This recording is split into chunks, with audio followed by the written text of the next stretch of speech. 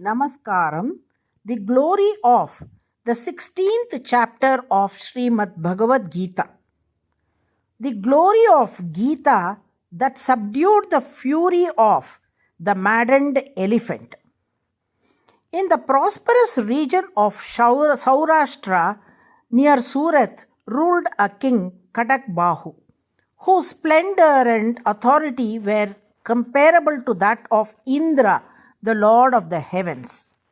Among his royal possessions was a mighty elephant named Harimardhana, a creature of immense strength.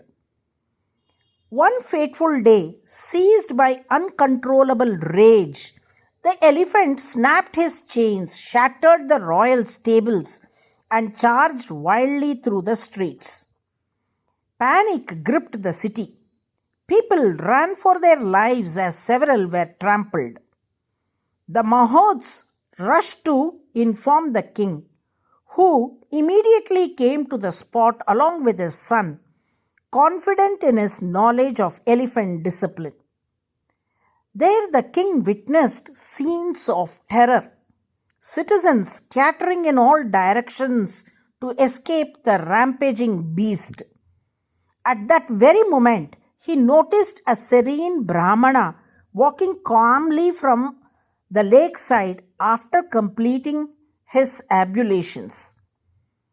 The Brahmana was softly chanting the opening verses of the 16th chapter of Srimad Bhagavad Gita, beginning with the proclamation of fearlessness, Abhayam. Abhayam sattva samshuddhir jnana yoga vyavasthitihi danandamascha yajnascha svadhyayastapa arjavam ahimsa satyam akrodhas tyaga shantirapaishunam.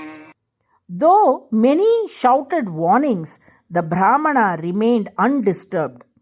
He walked straight towards the furious elephant, gently placed his hand upon its head, and stroked it affectionately. Instantly, the elephant's fury vanished. Like a disciplined servant, it knelt peacefully before him. After blessing the animal, the Brahmana quietly continued on his path. The king and the people stood speechless in wonder. Deeply moved, King Kadakbahu prostrated at the Brahmana's feet and humbly asked what spiritual discipline had granted him such a divine influence. The Brahmana replied simply, I daily recite the sacred verses of the 16th chapter of the Bhagavad Gita. The king then invited him to the palace, honored him with rich gifts, and requested instructions in those sacred verses. The Brahmana refused to accept the gifts but agreed to teach the king the 16th chapter of the Bhagavad Gita. With devotion, the king began chanting them regularly. After some time, he tested his faith by approaching the same elephant. He made the elephant drink alcohol and made him angry. Later, he released them on the roads. When the chains were released, the animal again became very wild, but with the king's touch, subdued by the power of the divine recitation. Convinced of the supreme glory of those verses, King Kadakbahu crowned his son and renounced worldly life. He retired to the forest where he worshipped Lord Krishna solely through the chanting of the 16th chapter. In a short time, he attained the eternal shelter of the lotus feet of the Lord. The Padma Purana proclaims that whoever recites or hears the 16th chapter of the Srimad Bhagavad Gita with faith is freed from even the gravest sins and attains devotion to Lord Krishna.